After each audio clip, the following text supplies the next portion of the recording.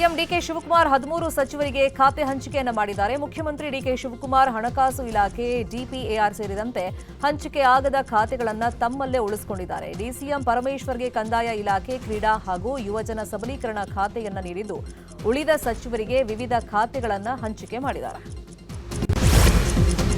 ಇನ್ನು ಹಿರಿಯ ಶಾಸಕ ರಾಮಲಿಂಗಾರೆಡ್ಡಿಗೆ ಜಲಸಂಪನ್ಮೂಲ ಖಾತೆ ಹಂಚಿಕೆಯಾಗಿದೆ. ಇದಕ್ಕೆ ರಾಮಲಿಂಗಾರೆಡ್ಡಿ ಅಸಮಾಧಾನವನ್ನ ಹೊರಹಾಕಿದ್ದಾರೆ. ಸಿಎಂ ಡಿಕೆ ಶಿವಕುಮಾರ್ಗೆ ರಾಮಲಿಂಗಾರೆಡ್ಡಿ ಕರೆ ಮಾಡಿ ಅಸಮಾಧಾನವನ್ನ ತೋಡ್ಕೊಂಡಿದ್ದಾರೆ. ಅಲ್ಲದೆ ರಾಜೀನಾಮೆ ಕೊಡ್ತೀನಿ ಅಂತಲೂ ಹೇಳಿದಾರಂತೆ. ಡಿಕೆ ಶಿವಕುಮಾರ್ ನೇತೃತ್ವದ ಸರ್ಕಾರದ ನೂತನ ಸಚಿವರಿಗೆ ಖಾತೆ ಹಂಚಿಕೆ ಆಗ್ತಾ ಇದ್ದಂಗೆ ಖಾದರ್ ಫುಲ್ ಆಕ್ಟಿವ್ ಆಗಿದ್ದಾರೆ. ಖಾತೆ ಹಂಚಿಕೆಯಾದ ಒಂದೇ ಗಂಟೆಯಲ್ಲಿ ಮಧ್ಯರಾತ್ರಿ 12 ಗಂಟೆಗೆ ಆರೋಗ್ಯ ಸಚಿವ ಯುಟಿ ಖಾದರ್ ಜಯನಗರದ ಸಾರ್ವಜನಿಕ ಆಸ್ಪತ್ರೆಗೆ ದಿಢೀರ್ ಭೇಟಿ ನೀಡಿ ಪರಿಶೀಲನೆಯನ್ನ ಮಾಡಿದ್ದಾರೆ. ಇವತ್ತು ಸಚಿವ ಯುಟಿ ಖಾದರ್ ಆರೋಗ್ಯ ಇಲಾಖೆ ಅಧಿಕಾರಿಗಳ ಜೊತೆ ಸಭೆಯನ್ನ ನಡೆಸಲಿದ್ದಾರೆ. ಬೆಳಗ್ಗೆ 10 ಗಂಟೆಗೆ ಆರೋಗ್ಯ ಸೌಧದಲ್ಲಿ ಮೀಟಿಂಗ್ ಕರೆಯಲಾಗಿದ್ದು, ಇಲಾಖೆ ಬಗ್ಗೆ ಸಂಪೂರ್ಣ ಮಾಹಿತಿಯನ್ನ ಪಡೆಯಲಿದ್ದಾರೆ. ರಾಜ್ಯಸಭಾ ಚುನಾವಣೆಗೆ ಎಐಸಿಸಿ ಅಧ್ಯಕ್ಷ ಮಲ್ಲಿಕಾರ್ಜುನ ಖರ್ಗೆ ಇವತ್ತು ನಾಮಪತ್ರ ಸಲ್ಲಿಕೆಯನ್ನ ಮಾಡಲಿದ್ದಾರೆ. ಇವತ್ತು ಮಧ್ಯಾಹ್ನ 12ವರೆಗೆ ಮಲ್ಲಿಕಾರ್ಜುನ ಖರ್ಗೆ ನಾಮಪತ್ರ ಸಲ್ಲಿಕೆ ಮಾಡಲಿದ್ದು, ಖರ್ಗೆ ಜೊತೆಗೆ ಮನ್ಸೂರ್ ಅಲಿ ಖಾನ್ ಕೂಡ ನಾಮಪತ್ರ ಸಲ್ಲಿಕೆಯನ್ನ ಮಾಡಲಿದ್ದಾರೆ. ಇನ್ನು 3ನೇ ಸ್ಥಾನ ಪವನ್ ಖೇರಾಗೆ ನೀಡಲಾಗಿದೆ. ಖರ್ಗೆ ನಾಮಪತ್ರ ವಿಚಾರವಾಗಿ ಸಿಎಂ ಡಿಕೆ ಶಿವಕುಮಾರ್ ಪ್ರತಿಕ್ರಿಯೆಯನ್ನು ಕೊಟ್ಟಿದ್ದಾರೆ. ಬೆಂಗಳೂರಲ್ಲಿ ಮಾತನಾಡಿದಂತ ಅವರು, ರಾಜ್ಯಸಭೆಗೆ ಇಂದು ಮಲ್ಲಿಕಾರ್ಜುನ ಖರ್ಗೆ ನಾಮಪತ್ರ ಸಲ್ಲಿಕೆ ಮಾಡ್ತಾರೆ. ಅವರೊಂದಿಗೆ ರಾಹುಲ್ ಗಾಂಧಿ, ನಾನು ಎಲ್ಲರೂ ಇರ್ತೀವಿ. ಜೆಡಿಎಸ್ನವರು ನಾಮಪತ್ರ ಹಾಕ್ತಾರೋ ಬಿಡ್ತಾರೋ, ನಾವು 5 ಅಭ್ಯರ್ಥಿ ಹಾಕ್ತೀವಿ ಅಂತ ಮಾಹಿತಿ ಕೊಟ್ಟಿದ್ದಾರೆ. ಸಿಎಂ ಆದ ಬಳಿಕ ಡಿಕೆ ಶಿವಕುಮಾರ್ ಮೊದಲ ಬಾರಿ ಸ್ವಕ್ಷೇತ್ರದ ಪ್ರವಾಸವನ್ನು ಕೈಗೊಂಡಿದ್ದಾರೆ. ಸಿಎಂ ಡಿಕೆ ಶಿವಕುಮಾರ್ ಜೂನ್ 7ರ ಭಾನುವಾರದಂದು ಕನಕಪುರ ಪ್ರವಾಸವನ್ನು ಕೈಗೊಂಡಿದ್ದಾರೆ. ಕೃತಜ್ಞತಾ ಸಮರ್ಪಣಾ ಪ್ರವಾಸ ಹೆಸರಲ್ಲಿ ಕನಕಪುರಕ್ಕೆ ತೆರಳಲಿದ್ದಾರೆ. ಮೊದಲ ಲಿಸ್ಟ್ ಆಯಿತು. 2ನೇ ಲಿಸ್ಟ್ನಲ್ಲಿ ಸ್ಥಾನ ಪಡೆಯೋದಕ್ಕೆ ಶಾಸಕರು ಭಾರೀ ಲಾಭಿಯನ್ನ ಮಾಡ್ತಾ ಇದ್ದಾರೆ. ಕಲ್ಯಾಣ ಕರ್ನಾಟಕ ಭಾಗಕ್ಕೆ ಸಚಿವ ಸ್ಥಾನ ಕೊಡಬೇಕು ಅನ್ನೋ ಬೇಡಿಕೆಯನ್ನ ಇಟ್ಟಿದ್ದೀವಿ ಅಂತ ಹೇಳಿ ಕೊಪ್ಪಳದಲ್ಲಿ ಶಾಸಕ ರಾಘವೇಂದ್ರ ಹಿಟ್ನಾಳ್ ಹೇಳಿದ್ದಾರೆ. ಈ ಬಗ್ಗೆ ಸಿಎಂ ಡಿಕೆ ಶಿವಕುಮಾರ್ ಸಿದ್ದರಾಮಯ್ಯಗೆ ಮನವಿ ಮಾಡಿದ್ದೀವಿ ಅಂತ ಹೇಳಿದ್ರು. 9 ವರ್ಷ ಡಿಕೆ ಶಿವಕುಮಾರ್ ಸಿಎಂ ಅಂತ ಜ್ಯೋತಿಷಿಗಳ ಭವಿಷ್ಯ ವಿಚಾರಕ್ಕೆ ಆರ್ ಅಶೋಕ್ ವ್ಯಂಗ್ಯವಾಡಿದ್ದಾರೆ.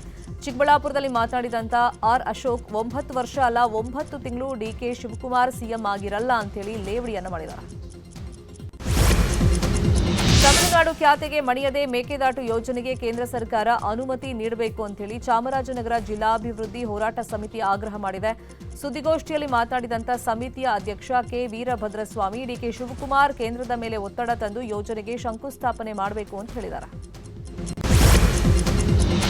ಕಟ್ಟೆ ವಿವಾದ ಹಿನ್ನೆಲೆಯಲ್ಲಿ ಇವತ್ತು ಉತ್ತರ ಕನ್ನಡ ಜಿಲ್ಲೆಯ ಭಟ್ಕಳ ಬಂದ್ ಮಾಡೋದಕ್ಕೆ ಕರೆಯನ್ನ ನೀಡಲಾಗಿದೆ. ಹಿಂದೂ ಸಂಘಟನೆಗಳ ಒಕ್ಕೂಟದಿಂದ ಅರ್ಧ ದಿನ ಬಂದ್ ಮಾಡಿ ಪ್ರತಿಭಟನೆ ನಡೆಸಲು ನಿರ್ಧರಿಸಲಾಗಿದೆ. ಮಧ್ಯಾಹ್ನ 3 ಗಂಟೆಗೆ ಪ್ರತಿಭಟನಾ ರ್ಯಾಲಿ ನಡೆಯಲಿದೆ. ಬೆಂಗಳೂರು ದಕ್ಷಿಣ ಜಿಲ್ಲೆಯ ರಾಮನಗರದ ಐಜೂರು ವೃತ್ತದಲ್ಲಿ ಇವತ್ತು ವಾಟಾಳ್ ನಾಗರಾಜ್ ಬೆಳಗಾವಿ ಉಳಿಸಿ ಚಳುವಳಿಯನ್ನ ಮಾಡಲಿದ್ದಾರೆ. ಎಂಇಎಸ್ ನಿಷೇಧ ಮಾಡಬೇಕು ಅಂತ ಹೇಳಿ ಒತ್ತಾಯ ಮಾಡೋದ್ರ ಜೊತೆಯಲ್ಲಿ ವಿವಿಧ ಬೇಡಿಕೆಗಳ ಈಡೇರಿಕೆಗೆ ಒತ್ತಾಯಿಸಿ ಪ್ರತಿಭಟನೆಯನ್ನ ಮಾಡಲಿದ್ದಾರೆ. ಮಧ್ಯಾಹ್ನ 12ಕ್ಕೆ ಪ್ರತಿಭಟನೆ ನಡೆಯಲಿದೆ.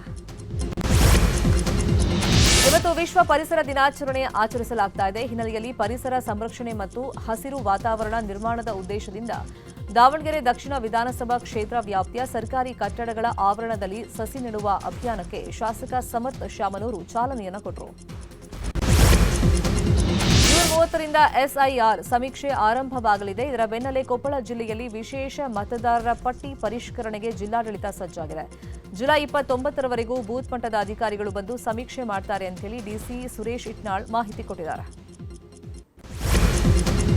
ಬೆಳಗಾವಿಯಲ್ಲಿ ಮತ್ತೊಂದು 100 ಕೋಟಿ ವಂಚನೆ ಪ್ರಕರಣ ಬೆಳಕಿಗೆ ಬಂದಿದೆ. Aditya Raj capital private limited company ಹೆಚ್ಚಿನ ಬಡ್ಡಿ ನೀಡುವಂತಹ ಆಮಿಷವನ್ನು ಒಡ್ಡಿ ಜನರಿಂದ ಕೋಟ್ಯಾಂತರ ರೂಪಾಯಿ ಸಂಗ್ರಹವನ್ನು ಮಾಡಿದೆ. ಈ ಬಗ್ಗೆ ಎಸಿ ಶ್ರವಣ್ ನಾಯಕ್ ನೇತೃತ್ವದಲ್ಲಿ ಕಚೇರಿ ಮೇಲೆ ದಾಳಿ ಮಾಡಿ ಪರಿಶೀಲನೆಯನ್ನ ಮಾಡಲಾಗಿದೆ.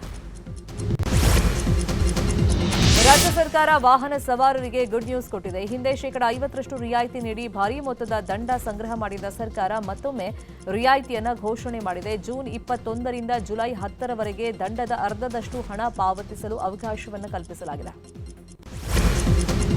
ಜಮೀನಿಗೆ ಹೋಗೋದಕ್ಕೆ ರಸ್ತೆ ಇಲ್ಲದೆ ರೈತರೇ ಹಣ ಹಾಕಿ ರಸ್ತೆ ದುರಸ್ತಿ ಮಾಡಿಸಿರುವಂತಹ ಘಟನೆ ಕೊಪ್ಪಳ ತಾಲೂಕಿನಲ್ಲಿ ನಡೆದಿದೆ.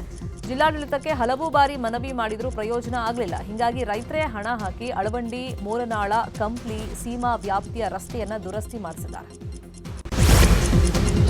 ಕೇರಳಕ್ಕೆ ಮುಂಗಾರು ಪ್ರವೇಶವಾಗಿದ್ದು ಭಾರೀ ಮಳೆಯಾಗ್ತಾ ಇದೆ. ಈ ಬಾರಿ 4 ದಿನ ತಡವಾಗಿ ಕೇರಳಕ್ಕೆ ಮಾನ್ಸೂನ್ ಪ್ರವೇಶ ಆಗಿದೆ. ಇತ್ತ ಕರ್ನಾಟಕದಲ್ಲೂ ಮುಂಗಾರು ಮಳೆ ಅಬ್ಬರಿಸಲಿದೆ. ಮುಂದಿನ 6 ದಿನಗಳ ಕಾಲ ರಾಜ್ಯದ ಹಲವೆಡೆ ಭಾರೀ ಮಳೆ ಆಗಲಿದೆ ಅಂತ ಹವಾಮಾನ ಇಲಾಖೆ ಮುನ್ಸೂಚನೆ ಕೊಟ್ಟಿದೆ. ಸರ್ಕಾರದಿಂದ ಹಕ್ಕುಪತ್ರಗಳ ವಿತರಣೆ ಹೆಸರಲ್ಲಿ ಭೂ ಕಬಳಿಕೆಗೆ ಯತ್ನಿಸಲಾಗಿದೆ ಅನ್ನೋ ಆರೋಪ ಕೇಳಿಬಂದಿದೆ. ಹಾವೇರಿ ಜಿಲ್ಲೆ ಶಿಗ್ಗಾವಿ ತಾಲೂಕಿನ ಹಿರೇಬೆಂಡಗೇರಿ ಗ್ರಾಮದಲ್ಲಿ ಅಧಿಕಾರಿಗಳು ಸುಳ್ಳು ಮಾಹಿತಿ ಆಧಾರದಲ್ಲಿ ಹಕ್ಕುಪತ್ರ ಹಂಚಿಕೆ ಯತ್ನಿಸಿದ್ದಾರೆ ಅಂತ ಹೇಳಲಾಗಿದೆ. ಸುಂದ್ರವ ರಾಮಪ್ಪ ದೊಡ್ಡಮನಿ ಕುಟುಂಬದ ಭೂಮಿ ಕಬಳಿಸಲು ಯತ್ನಿಸಲಾಗಿದೆ ಅಂತ ಆರೋಪ ಕೇಳಿಬಂದಿದೆ. ಹುಬ್ಬಳ್ಳಿಯ ನೈಋತ್ಯ ರೈಲ್ವೆ ವ್ಯಾಪ್ತಿಯಲ್ಲಿ ಆರ್ಪಿಎಫ್ ಸಿಬ್ಬಂದಿ ಕಾರ್ಯಾಚರಣೆ ನಡೆಸಿ 49 ಮಕ್ಕಳನ್ನು ರಕ್ಷಿಸಿದ್ದಾರೆ.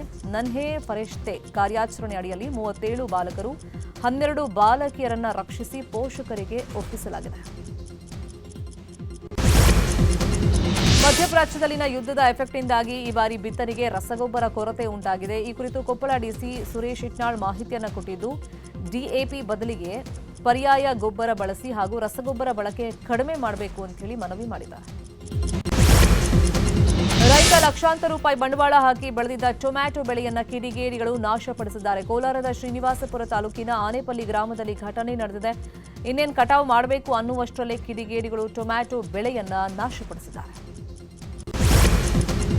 ವಿಮಾನ ನಿಲ್ದಾಣದಿಂದ ಹೊರಡ್ತಾ ಇದ್ದ ಲುಫ್ತಾನ್ಸಾ 787 ಬೋಯಿಂಗ್ ವಿಮಾನದ ಚಕ್ರ ಕಳಚಿರುವಂತಹ ಘಟನೆ ಫ್ರಾಂಕ್ಫರ್ಟ್ನಲ್ಲಿ ನಡೆದಿದೆ. ನಿಲ್ದಾಣದಿಂದ ಹೊರಡ್ತಾ ಇದ್ದ ವೇಳೆ ವಿಮಾನದ ಮುಂಭಾಗದ ಚಕ್ರ ಕಳಚಿದ್ದು ಫ್ಲೈಟ್ನಲ್ಲಿದ್ದ ಸಿಬ್ಬಂದಿಗೆ ಗಾಯ ಆಗಿದೆ. ಪ್ರಯಾಣಿಕರು ಬಚಾವಾಗಿದ್ದಾರೆ. ಇರಾನ್ ಮೇಲೆ ಮತ್ತೆ ಯುದ್ಧ ಮುಂದುವರಿಸಲು ಟ್ರಂಪ್ ಹೊಸ ಕಾರಣವೊಂದನ್ನು ಹುಡುಕಿದ್ದಾರೆ. ನಮ್ಮ ಸೇನೆಯ ಯೋಧರನ್ನ ಇರಾನ್ ಕೊಂದಿದೆ, ಹೀಗಾಗಿ ಮತ್ತೆ ಇರಾನ್ ವಿರುದ್ಧ ಯುದ್ಧವನ್ನ ಪುನರ್ ಆರಂಭ ಮಾಡ್ತೀವಿ. ಯುದ್ಧ ಮತ್ತೆ ಮಾಡೋದಕ್ಕೆ ಈ ಒಂದು ಕಾರಣ ಸಾಕು ಅಂತ ಹೇಳಿಕೊಂಡಿದ್ದಾರೆ. ಭಾರತದ ಟಿ20 ಟೀಮ್ನ ಕ್ಯಾಪ್ಟನ್ ಆಗಿದ್ದ ಸೂರ್ಯಕುಮಾರ್ ಯಾದವ್ ಅವರನ್ನ ಕೆಳಗಿಳಿಸಿ ಶ್ರೇಯಸ್ ಅಯ್ಯರ್ರನ್ನ ನೂತನ ಕ್ಯಾಪ್ಟನ್ ಆಗಿ ನೇಮಕ ಮಾಡಲಾಗಿದೆ. ಬಿಸಿಸಿಐ ಅಪೆಕ್ಸ್ ಕೌನ್ಸಿಲ್ ಸಭೆಯಲ್ಲಿ ಈ ತೀರ್ಮಾನ ಮಾಡಿದ್ದು ಅಧಿಕೃತವಾಗಿ ಘೋಷಣೆಯಾಗಿದೆ. ಮುಂಬರುವಂತ ಐರ್ಲೆಂಡ್ ಹಾಗೂ ಇಂಗ್ಲೆಂಡ್ ವಿರುದ್ಧದ ಟಿ20 ಸರಣಿಗೆ ಶ್ರೇಯಸ್ ಅಯ್ಯರ್ ನೇತೃತ್ವವನ್ನು ವಹಿಸಲಿದ್ದಾರೆ.